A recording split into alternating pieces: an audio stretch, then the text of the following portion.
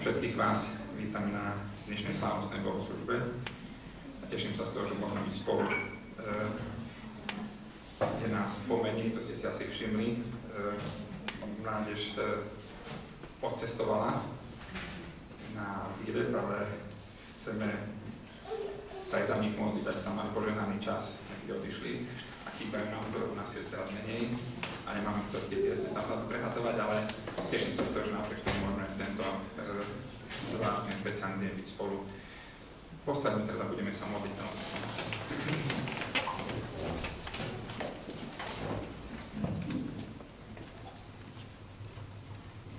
Pane Bože, Tebe chceme poďakovať za to, že si nás zhromaždil tento zvláštny deň na toto miesto. Chceme si pripomínať Tvoju obeť, to, čo si pre nás urobil, že si bol ochotný trpieť a zomrieť na kríži za nás, za naše hriechy, za to, aby sme mohli nájsť cestu k Tebe. Amen. Amen. Môžete sa posledniť, budeme spievať na úvod spoločných piesní.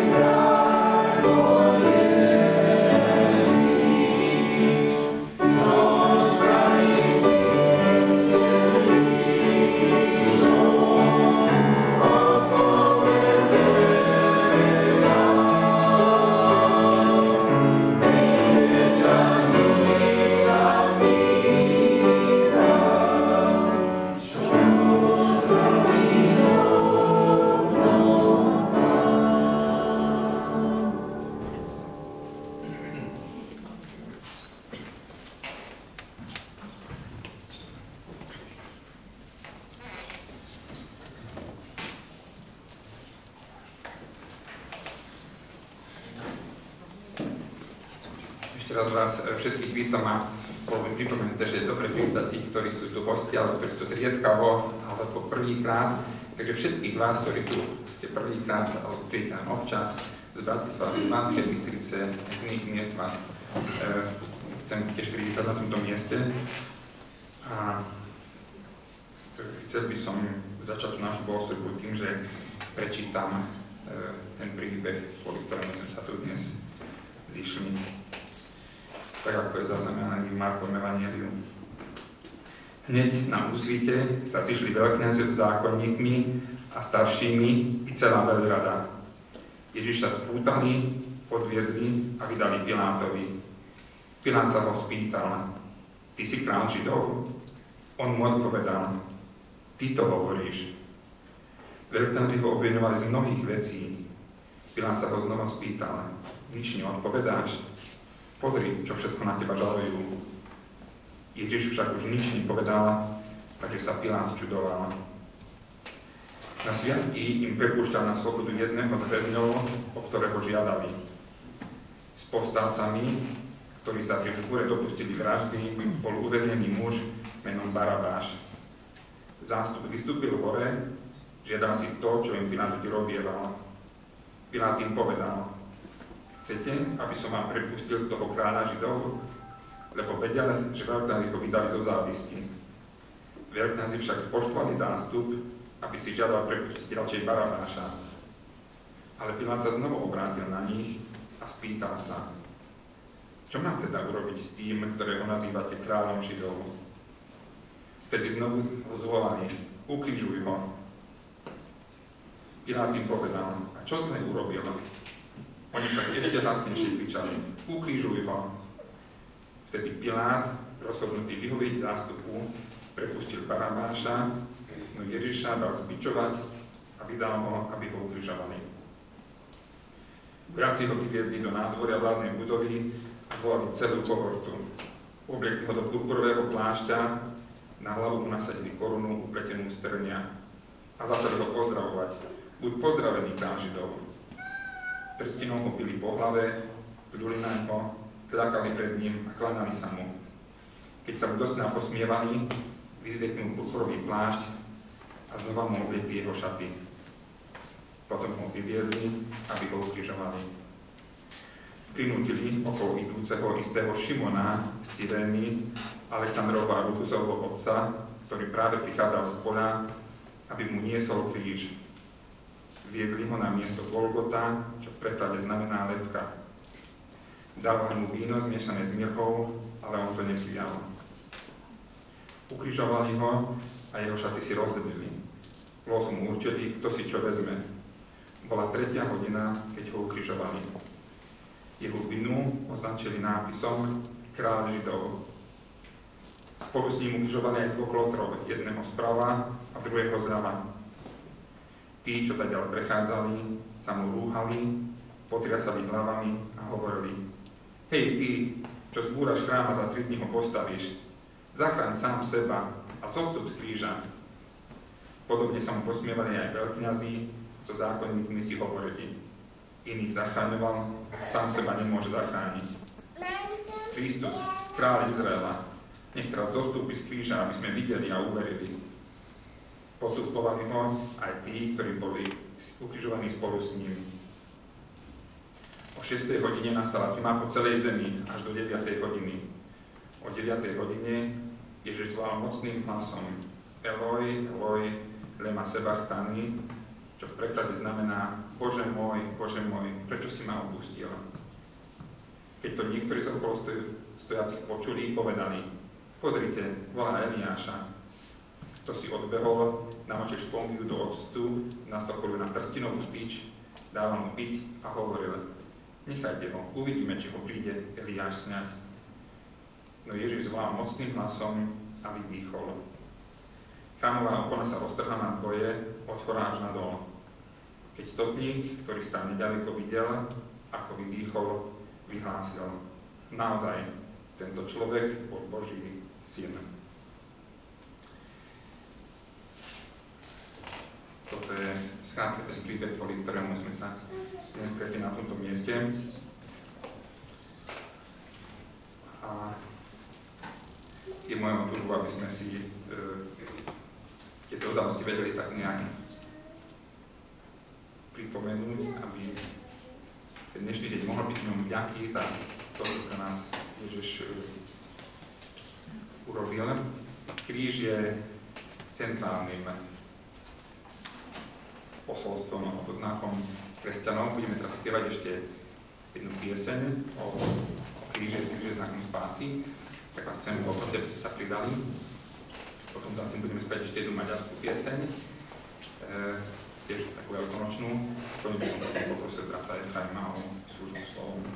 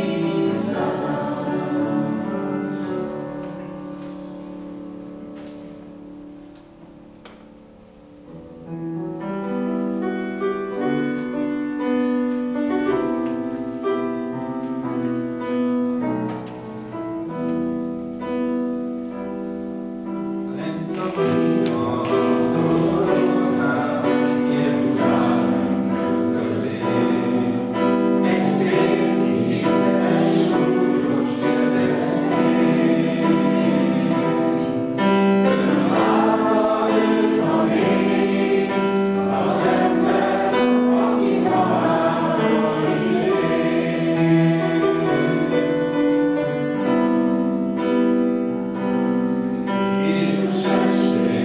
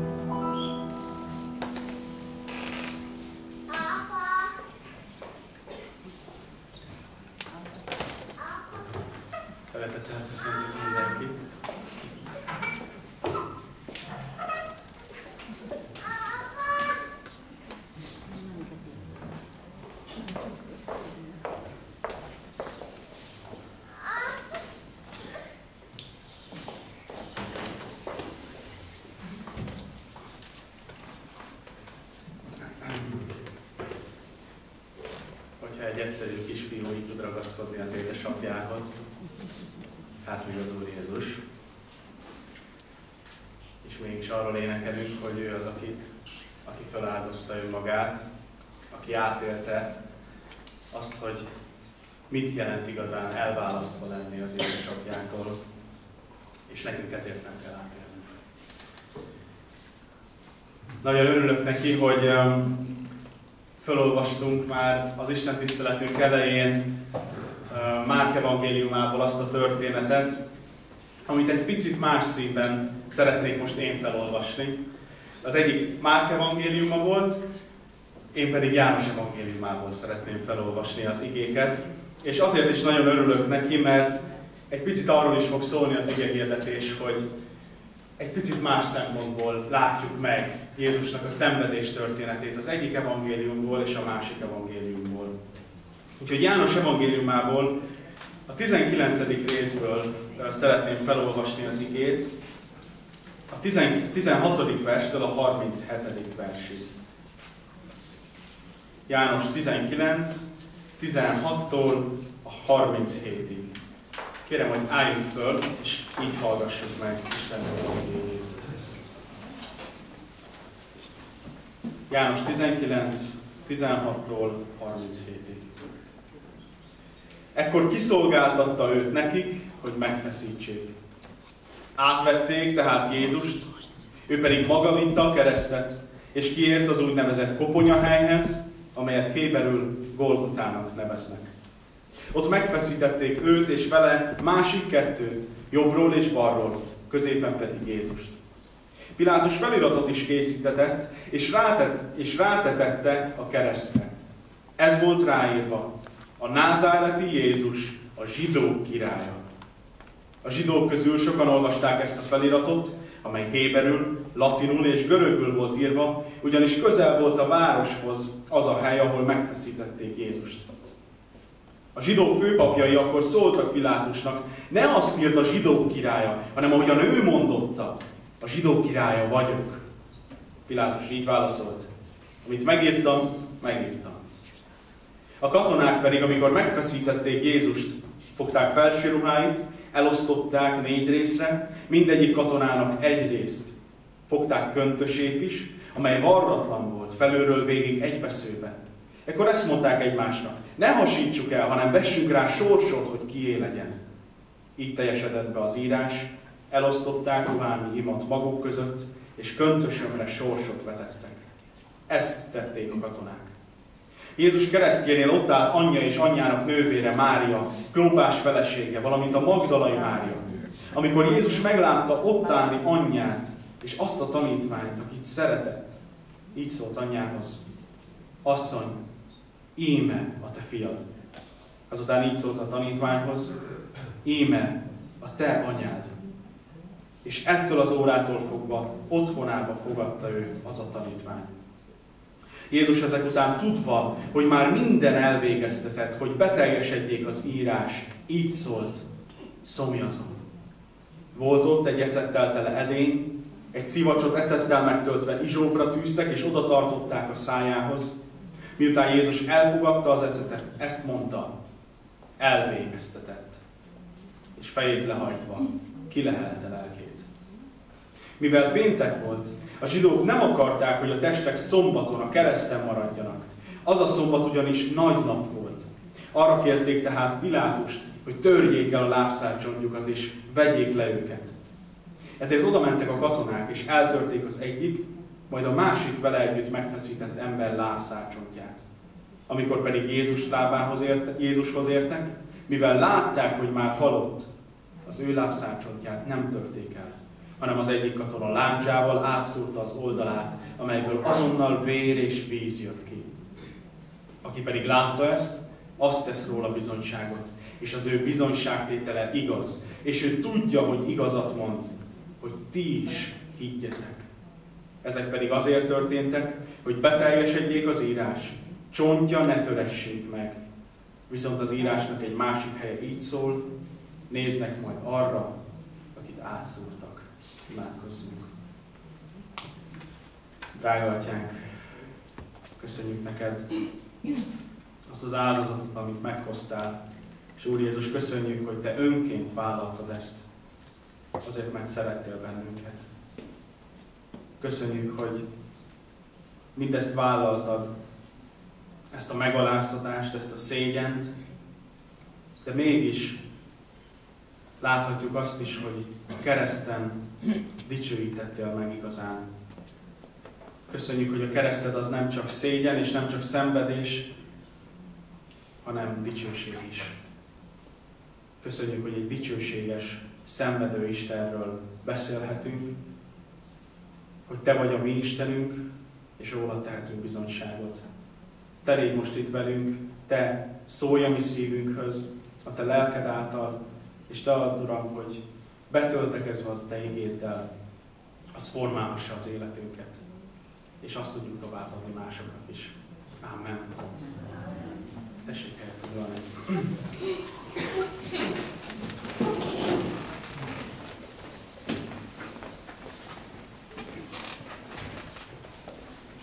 Szoktam ezeket a szavakat használni, már többször is az igehirdetésemben említettem, és egyébként is teológiában ezt használjuk, ezt a két szót, amikor Jézus életéről beszélünk, és nagyon jól leírja Jézus egész földi pályafutását.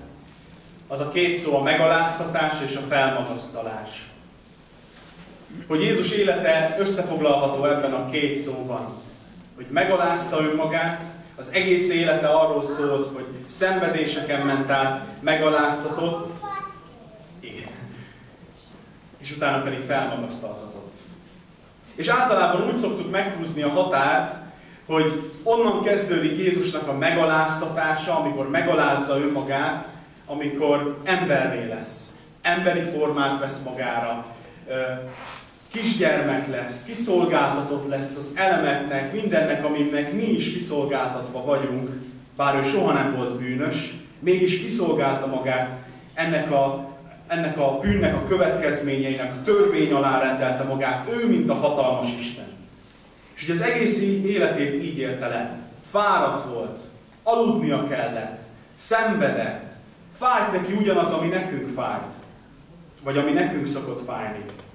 És azt szoktuk mondani, hogy ennek a csúcsa, amikor eljutunk a keresztig, a teljes megaláztatás és megszégyenítés.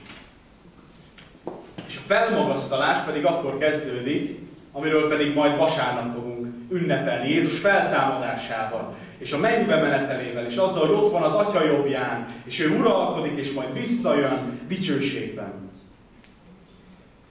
És azért is mondtam, hogy örülök, hogy két evangéliumból is felolvastuk most ezt a történetet, hogy lássuk meg, hogy milyen érdekes, nem véletlenül van 4 evangéliumunk.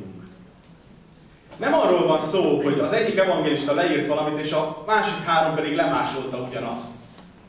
Hanem, mint hogyha 3 különböző szempontból vizsgálnák meg ugyanazt a dolgot. Jézus életét, Jézus élet történetének a különböző aspektusait mutatják meg a különböző evangéliumok. És hogyha egy picit leegyszerűsítve azt mondhatnám, hogy az első 3 evangélium, Máté, Márk és Lukács, a szenvedés történetének Jézus azt úgy mutatja be, mint ami a megaláztatás. Ahogy olvastuk, ahogy leköpik őt, ahogy kiszolgáltatja őt Pilátus, és megverik, és csúfolják, és még utána is mondják, hogy na gyere le a keresztről. Ó, hogyha te vagy, aki megint megprofétáltad, hogy majd 3 nap múlva fölépítem ezt, hát akkor gyere le a kereszt. Másokat megmentett, magát nem tudja megmenteni. És igazuk van. És mégis, hogyha a János evangéliumát olvassuk, mintha egy picit más szempontból látnánk a dolgokat. Mint hogyha János már a kereszten azt mondaná, hogy ez a felmagasztalás, ez a dicsőségről szól. És általában, amikor nagypénteket ünneplünk, próbáljuk egy picit átélni azokat a dolgokat, amiken akkor Jézus is, és ezért gyásznap szokott lenni a nagypéntek. Hogy akkor olyan szomorúnak kell lenni, gyászolnunk kell. És mikor eljön a vasárnap, akkor jön az öröm. Egyrészt mi tudjuk, hogy a nagypéntek az nekünk öröm, mert mi ekkor kaptuk meg a megváltásunkat. De ugyanakkor jó, ha meglátjuk azt is, hogy valahol a legnagyobb gyász pillanat az egész történelemben. A legnagyobb megaláztatás. Ugyanakkor az Isten leghatalmasabb dicsősége. És most arra szeretném hívni a testvéreket, hogy félretéve egy picit, mindamellett, hogy igaz mindaz, amit eddig is tettünk, meg amiről beszéltünk, meg érthető az, hogy miért úgymond gyászolunk nagypénteken, hogy lássuk meg egy picit János evangéliumában a Krisztus keresztjéről szóló dicsőséget. Vagy a Krisztus dicsőségét a kereszt hordozásban és a keresztre feszítésben. Van egy könyv, biztosan ismerjük, az Isteni színjáték, vagy Isteni komédia, Danténak a nagyon híres középkori szerzőnek a nagyon híres könyve, és érdekes az, hogy miért komédiának nevezi. És ő maga azt mondja erről, hogy azért komédia, mert manapság, hogyha azt mondja, halljuk, hogy komédia, akkor arra gondolunk, amik ugye a televízióba szoktak menni, a különböző humor, néha vicces, néha nem annyira vicces, és hogy nevessünk rajta. De hogy akkoriban a komédia meg a tragédia, olyan különbség volt a kettő között, hogy a tragédia volt az, ami valami jóból indult, és valami tragikussá vált a történet végén. A komédia pedig az, ami valami alantasból, szerényből, megaláztatottból indul és kiteljesedik valami happy endé, valami dicsőségesség. És mivel az ő története ilyen, ezért ő komédiának nevezte el. Aztán később tették hozzá, hogy ez isteni komédia. És azt szeretném egy picit, és nem megbotránkoztatni akarok senkit, hogy lássuk meg, hogy János evangéliumában Krisztus története és keresztrefeszítése az egy komédia. Nem úgy komédia, hogy nevetséges, hogy nevessünk rajta, hanem úgy komédia, hogy minthogyha a kicsiből, a szerényből, a megaláztatottból teljesedne ki a dicsőségesbe. És természetesen mind a kettő igaz. Igaz, hogy Jézus megaláztatott a kereszten, és az is igaz, hogy felmagasztaltatott a kereszten. Igaz, hogy Jézus szenvedett, és az is igaz, hogy dicsőséget kapott a kereszten. És ahogy mondtam is, ezért olyan nagyszerű, hogy 4 evangéliumunk van, és különböző aspektusait tudjuk meglátni. De most egy picit visszatérve János evangéliumára, és ha visszamehetünk a 12. részre, nem kell odalapozni, és szeretném nagyjából idézni a történeteket, hogy egy picit jobban belelássunk ebbe a képbe, amit mintha János át akarna nekünk adni. János evangéliumának az első fele az arról szól, hogy Jézus megjelenik a színen, elkezd csodákat tenni, hatalmas módon cselekszik, és mégis, mikor királlyá akarják tenni, akkor félrevonul. Mikor az anyja azt mondja, hogy tegyél csodát, azt mondja, hogy még nem jött el az én órám. Mikor meg akarják már ölni, mert valami olyan dolgokat mond, akkor néha azt olvassuk Jánosnál, hogy de nem történt meg, mert még nem jött el az ő órája. És Jánosnál rendkívül fontos az, hogy Jézusnak eljön az órája. Az az idő, amiért ő eljött a földre. És amikor a 12. részben eljutunk, akkor szólal meg, miután bevonul Jeruzsálembe Jézus, akkor mondja ezt, eljött az óra, hogy megdicsőítessék az embereket. Tehát Jézusnak az órája dicsőségről szól. És tovább mondja, bizony, bizony mondom néktek, ha a búzaszem nem esik a földbe, és nem hal meg, egymaga marad, de ha meghal, sokszoros termést hoz. Aztán később, pár verseny után hozzáteszi, megrendült az én lelkem. Kérjem azt, atyám, ments meg ettől az órától, de hiszen éppen ezért az óráért jöttem. Atyám, dicsőítsd meg a te nevedet. Erre hang hallatszott az égből, már megdicsőítettem, és ismét megdicsőítem. A sokaság pedig, amely ott állt és hallotta, azt mondta, hogy mennyvörgés volt. Mások azonban így szóltak, angyal beszélt vele. Jézus megszólalt, nem én értem hallatszott ez a hang, hanem ti értetek.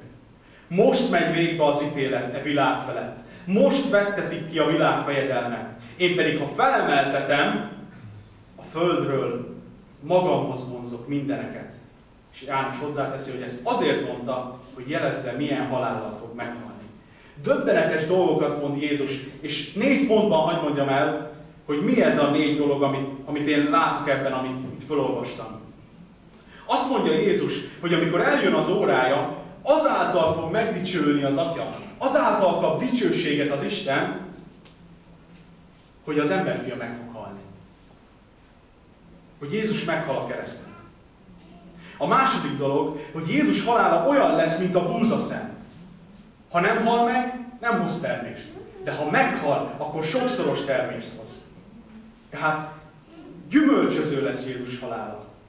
A harmadik, hogy Jézus halálával szorosan összekapcsolódik az, hogy a sátán meg lesz ítélve. Hogy azt mondja, most megy végbe a világ fejedelme, a sátánon az ítélet. Amikor Jézus meghal, eljön az ő órája, akkor győz a gonosz vele. És a negyedik, hogy Jézus halála felemeltetés lesz. Azt mondja, hogy mikor én felemeltetem a földről, felmagasztalás lesz, és mindenkit magamhoz vonzok. Nem csak azért arról beszél ez itt Jézus, hogy ki fog állni a földből egy kereszt, amire mindenki rátekinthet, hanem hogy olyan lesz a halála, mint egy hatalmas jelenés az égben, amire mindenki ránézhet. Mint amikor Mózes felállította a kígyót a pusztában, és aki ránézett, az meggyógyult.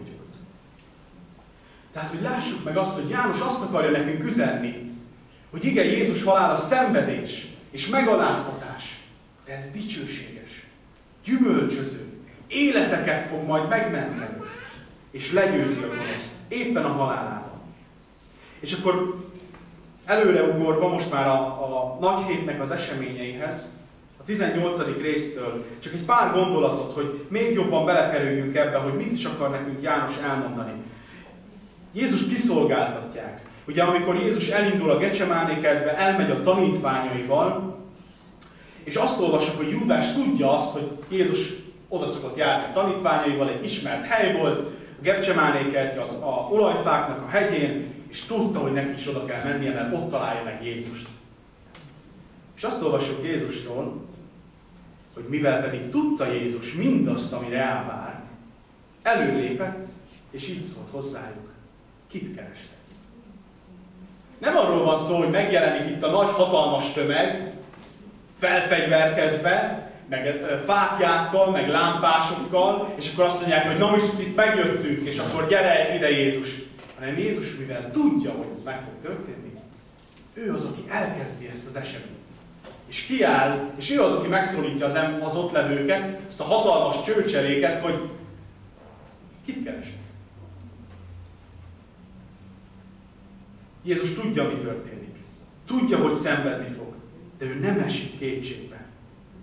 Sőt, előtte a főpapi imádságában, ott sem magával foglalkozik Jánosnál, a többi evangéliumról hallunk arról, hogy vedd el tőlem ezt a poharat, de János, mintha azt akarná kiemelni, hogy még a halála előtt is velünk foglalkozott. Hogy ő velük mi lesz. És Jézusnak a hatalmas ereje megmutatkozik ebben a történésben, és mikor őt jönnek elfogni. Ő az, aki kontrollban van. Ő irányítja a dolgokat. És ő mondja azt, hogy na kit kerestek? És akkor azt mondják, hogy a názáreti Jézus. És mit mond Jézus? Én vagyok. Amivel egyértelműen utal arra, hogy ő egyenlővé teszi magát az Istennel. Mint ahogyan az Isten is megszólalt Mózesnek, hogy én vagyok, aki vagyok. És Jézus azt mondja, én vagyok. És amikor ezt meghallják az emberek, hátrahőkölnek, és mindenki leesik a földre. Gondoljunk csak bele, hogy először olvassuk János evangéliumát, és azt látjuk, hogy Jézusért jönnek elfogni őt, fegyverekkel, nagy erős emberek, és Jézus szól egy szót, hogy én vagyok, és mindenki a földön. Na erre gondoltam akkor, mikor azt mondtam, hogy komédia. Hogy ő irányítja a dolgokat. Hogy semmi se történik úgy, hogy ő arról ne tudna. Hogy ne ő engedné meg azt. És utána föltápászkodnak, és újra megkérdezik tőlük, na kit keresnek? És azt mondják, hogy a názáreti Jézust. Valószínűleg már remeg a lábuk, hogy most megint mi lesz. És Jézus azt mondja, hát én megmondtam, hogy én vagyok. És utána mit mond? Hogyha értem jöttetek, akkor ezeket engedjétek el. Gondoljunk csak bele, ott állnak emberek, ki tudja mennyien, lehet, hogy több mint 100-an voltak ott, mert egy ezredes volt ott velük, aki alá 1000 ember tartozhatott, vagy legalábbis több száz ember, És ott állnak a fegyveres katonák, és Jézus mondja meg, hogy őket itt most el fogjátok engedni. És semmit nem olvasunk arról, hogy ott ezredes erősködni. Nem, ők is velük jönnek, őket is elfogjuk. Ez a Jézus, aki egy szavával földre teremtett minket, ha ezt mondja, akkor jó, akkor így lesz.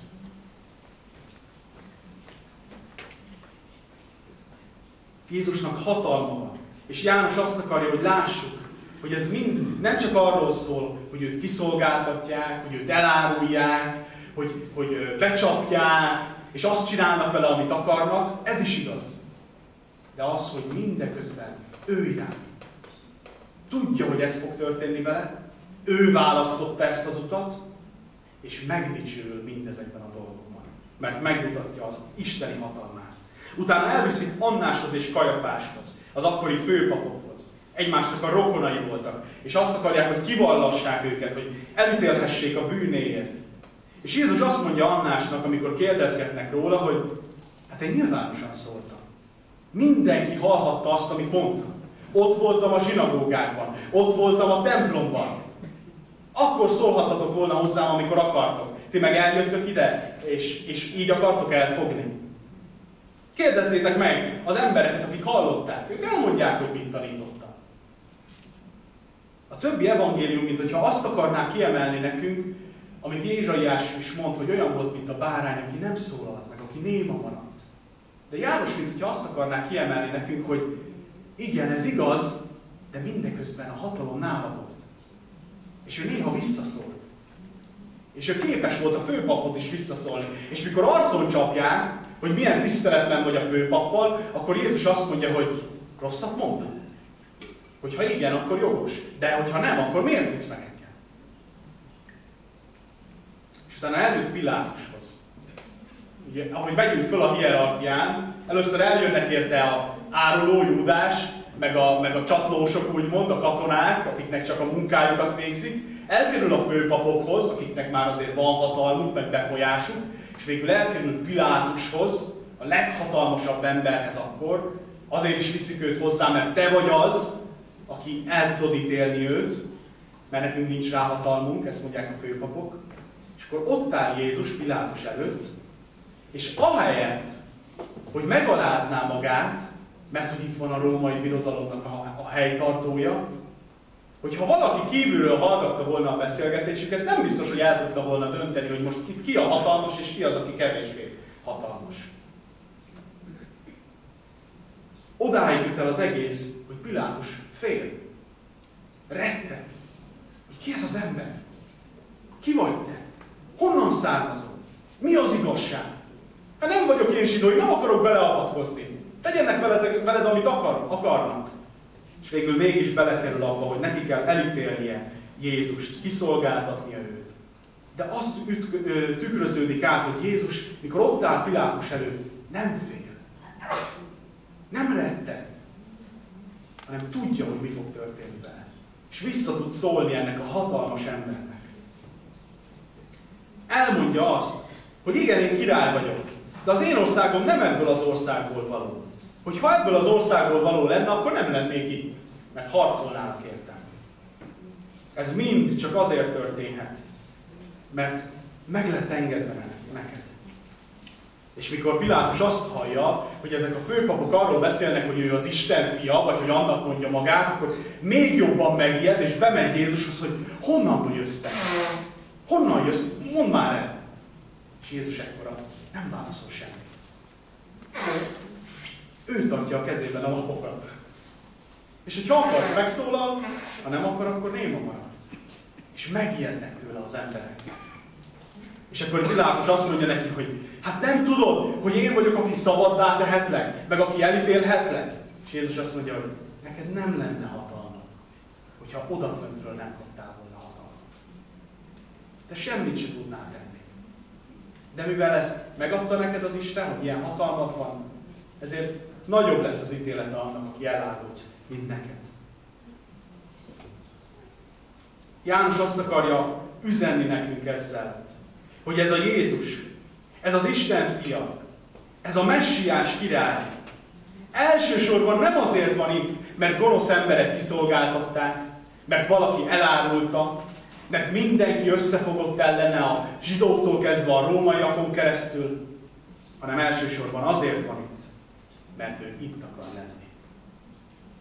Azért van itt, mert neki ez a küldetése. Mert ő azért jön, hogy mindez végbe menjen rajta. És akkor eljutunk az igénkig, amit felolvastam, és egy pici kitérővel, ezt is egy picit hadd magyarázok egy dolgot benne. Azt olvassuk, hogy Jézus viszi a keresztjét, és kiviszik őt a koponyahelyhez, amit Golgotának neveznek. Na most sokan gondolkodnak azon, hogy hol lehetett a Golgota, hogy miért ez a neve, hogy koponyahely, és bár biztosat nem tudunk mondani, de van egy nagyon érdekes elmélet arra, hogy miért is koponyahelynek nevezik. Emlékszünk még arra a történetre, amit minden kisgyermek tud, és most már az én kis Nátán fiam is tudja, hogy mi történt Dáviddal meg Góliáttal, hogy ment a paritja, és eltalálta a kővel, és akkor, ahogy a Nátán mondja, lefeküdt a Góliát. És azt olvassuk utána a történetben, hogy Dávid fogja Góliátnak a kardját, lefejezi Góliátot, és itt még nem ér véget a történet, hanem azt mondja, hogy elviszi Góliátnak a fejét, és Jeruzsálembe viszi. Na most Dávid valószínűleg nem temethette el Góliátnak a fejét Jeruzsálemben, a fővárosban egy pogány istentelen embernek a fejét, ezért valószínűleg a városon kívül temethette el. És tudjuk, hogy Jézus a városon kívül feszítették keresztre. És véletlenül, vagy nem véletlenül, a Golgota nagyon-nagyon hasonlít arra, mint hogyha egyben mondanánk azt, hogy Góliát Gát, mert Gátból volt ugye a városból. És vannak teológusok és tudósok, akik arra gyanakodnak, hogy maga a szó is innen származik, hogy Góliát koponyája oda lett eltemetve, és erről kapta azt a nevet, az a hely, hogy a koponyahely. Mert ahogyan leírják itt az evangéliumok, mindenki ismerte, hogy az a koponyahely. Valamilyen ismert dolog kellett ott történjen, és sokan azt mondják, hogy Dávid oda temette Góliátnak a fejét. Na most miért olyan fontos ez? Az első evangélium, amit hallunk a Bibliában, az Éden kertjében, amikor az Isten azt mondja a kígyónak, hogy én ellenségeskedést fogok támasztani közted, meg az asszony között. A te utódod, meg az ő utódja között. És az lesz majd, hogy bár te a sarkát fogod mardosni, de ő a fejedre fog taposni. Eltapossa a koponyádat. És a csodálatos dolog ebben az egészben, Jézus keresztre feszítésében, hogy ő, ahogyan ott áll a kereszten, és megsebzik, és átszúrják a lábát, ő eltapossa a sátánnak a hatalmát. A gonosz kígyónak, a sárkánynak, a sátánnak a hatalmát kivégzi. Talán éppen azon a helyen, ahova Dávid vitte a legyőzött Góliátnak a fejét. Jézus hatalma megkérdőjelezhetetlen, és hogy az ő halála nem csak az ő szenvedéséről, hanem az ő győzelméről és dicsőségéről szól. És utána azt olvassuk, hogy megyünk tovább, hogy Jézus mindennek az ura.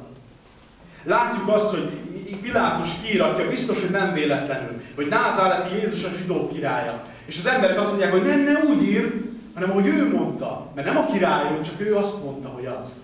És Pilátus azt mondja, nem érdekel. Már megírtam.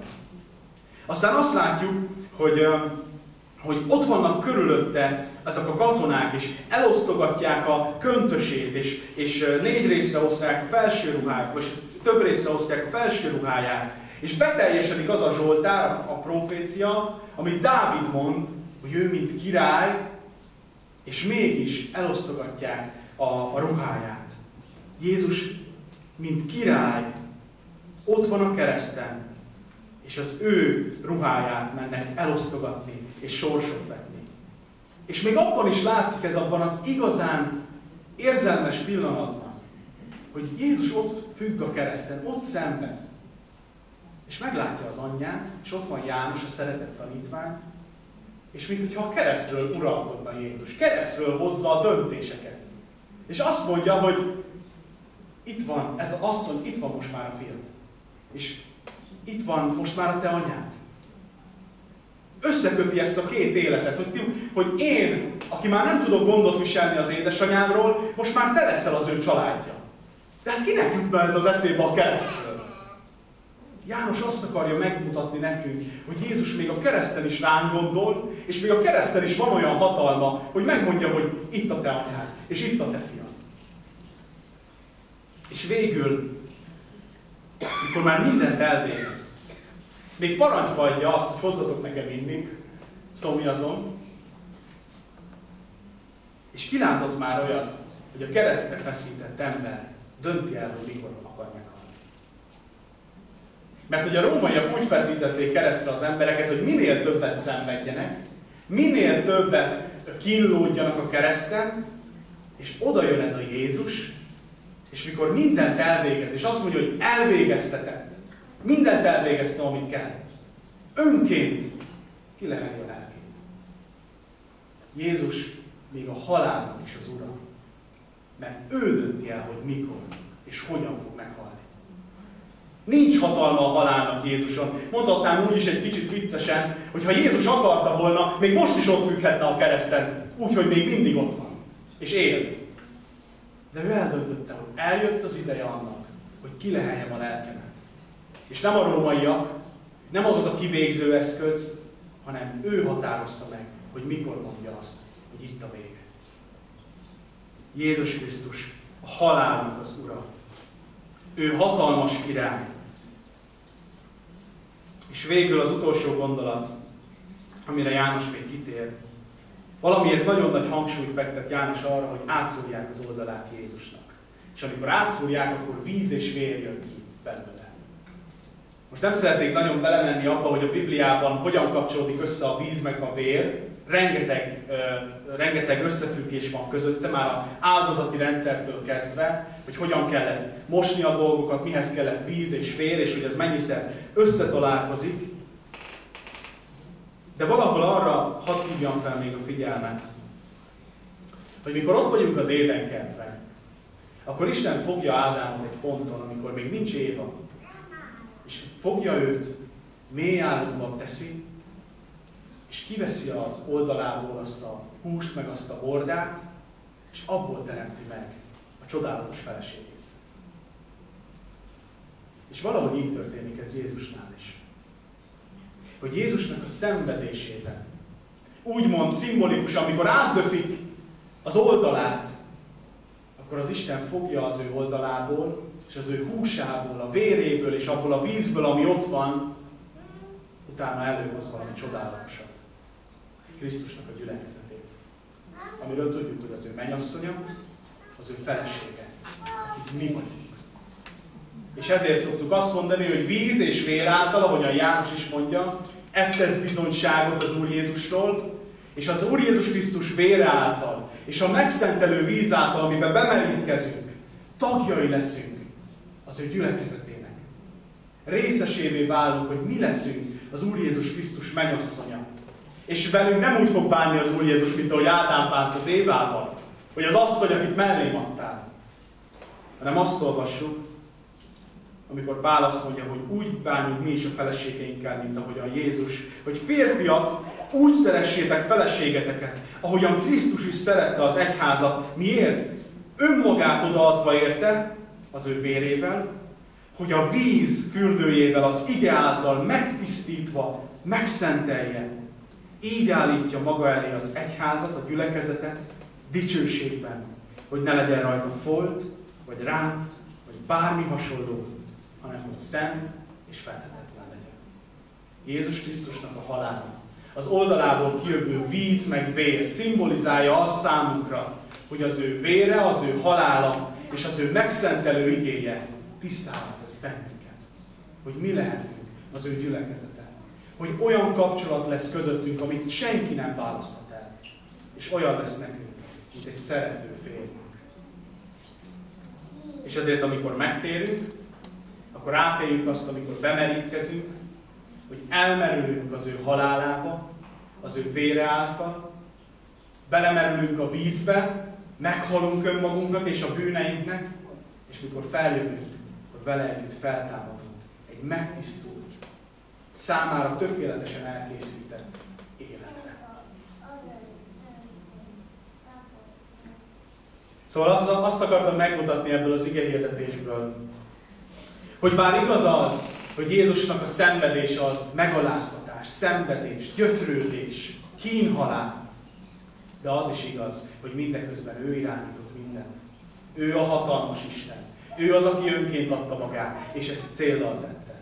Azért, hogy legyen egy gyülekezete, legyen egy mennyasszonya. Ott legyünk mi körülötte, és minket megváltva a vére által, és a Szentléleknek a fürdője által tökéletesen elkészítsen. Úgyhogy hadd legyen a nagypéntek ne csak egy gyásznap, hanem egy örömünnep is, amikor az Úr Jézus Krisztus halálát mi már ünnepelhetjük. Mert számunkra már nem csak meghalt, hanem ahogy majd vasárnap hirdetve lesz, fel is támad. És örökké vele élhetünk a feltámadásban. Amen. Imádkozzunk. Drága Úrunk, köszönjük a Te csodálatos kegyelmedet. Köszönjük, hogy Te hatalmas Isten vagy, és olyan csodálatosan megterveztél mindent, hogy ha akarnánk, se tudnánk kikutatni. Szeretnénk látni a különböző aspektusait, Úr Jézus, a Te halálodnak, Te feltámadásodnak. Szeretnénk új dolgokra rájönni, amik ott vannak a Te igédben, és újra felfedezni azt, hogy milyen csodálatos is ez az egész. Mi kevesek vagyunk rá, de hát még egy örök élet is kevés lesz arra, hogy megismerjük a Te dicsőségedet és kegyelmedet. De köszönjük, hogy tudhatjuk, hogy mindamellett, hogy Te megaláztad magad, hogy kiszolgáltattak téged, hogy megvertek, hogy megcsúfoltak, hogy megaláztak, hogy megöltek, mindamellett Te végigirányítottad az egészet. A Te kezedben volt minden. Te voltál, aki eldöntötted, hogy mikor és hogyan fogsz meghalni. Te voltál az, aki eldöntötted, hogy mikor és hogyan fogsz feltámadni. Te voltál az, aki tudtad, hogy azért jöttél, hogy megválts bennünket. És mi szeretnénk ezért téged imádni és áldani. Neked hálát adni. Téged felmagasztalni, mert Te méltó vagy rá. Köszönjük, Úr Jézus. Amen. Még hadd hívjak mindenkit arra, hogy aki szeretne imában válaszolni az üzenetre, akinek a szívében ott van a hála, az Isten magasztalása, jöjjünk most, még hajtsuk meg a fejünket, és hangosan, röviden imádkozzunk.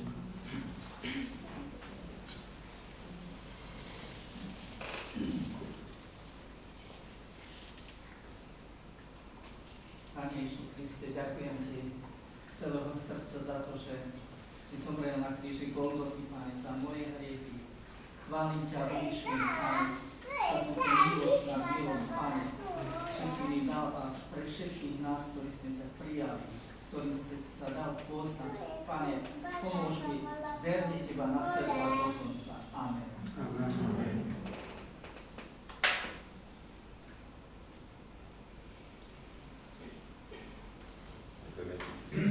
Že náražajú za dnešné slovo. Ďakujeme Ti, že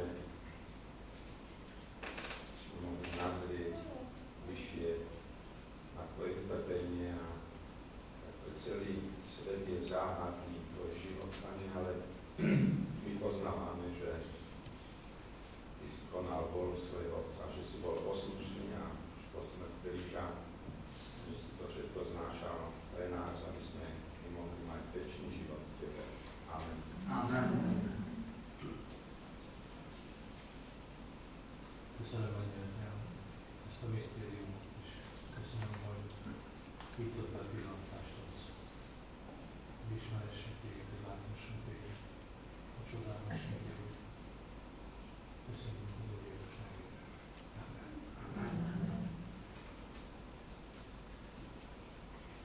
Ďakujeme, dobrý Pane, že sme mohli aj tento slávnostný deň počuť Tvoje slovo a mohli uvidieť nielen Tvoje poníženie a ochotu sa vzdať všetkého a ísť touto cestou, ale aj Tvoju slávu a Tvoju moc.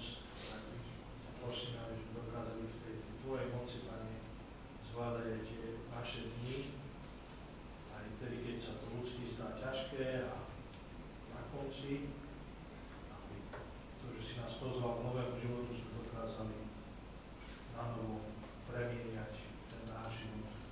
Každý deň tvojej spravodlivosti môžeme žiť. A tvoja cirkev. Amen. Amen.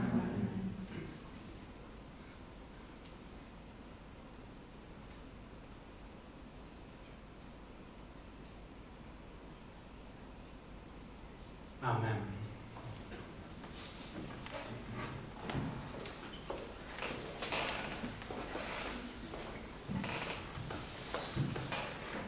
Budeme za chvíľu spievať záverečnú pieseň, ktorú ukončíme našu bohoslužbu, ale predtým som chcel niekoľko oznamov, iba takých najdôležitejších asi. Najbližšie stretneme v nedeľu o 9:30 na tomto mieste a všetkých vás chcem pozvať, aby ste prišli s nami oslaviť to, že Pán Ježiš stál z mŕtvych.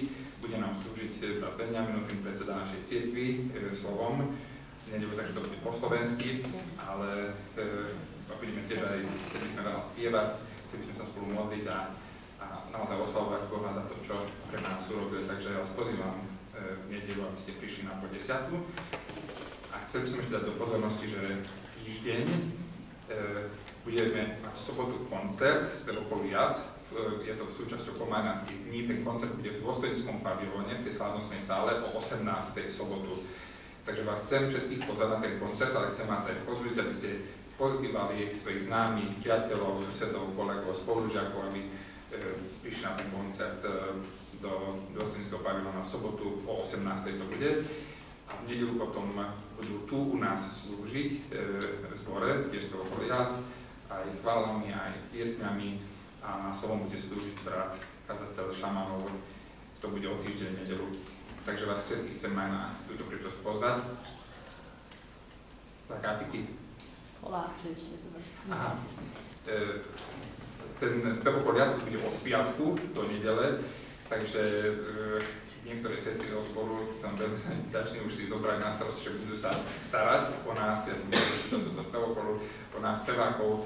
A budeme to obedovať a takéto bude nejaké občerstvenia. Chceli sme poprosiť sestry alebo aj bratov, ktorí pečú, ak ste vedeli nejaké pláčiky napiesť a pripraviť. V piatok večer v podstate sa začnú stretávať jasať, takže na piatok, na sobotu aj na nedeľu, tak by sme vám boli veľmi, veľmi vďační. Takisto ešte je možnosť, ak by ste sa niekto chceli prihlásiť, že by ste vedeli niekoho ubytovať z týchto spevákov vo svojich domácnostiach na noci, od 5. do nedele, tak dá sa tam zadu napsať na tú nástenku, alebo môžete povedať bratovi Danielovi Orvošovi. Sú ešte nejaké veci, čo potrebujeme? Máte nejaký oznám, alebo niečo treba povedať? Ak nie, tak by sme teraz spolu ešte spievali jednu záverečnú maďarskú pieseň.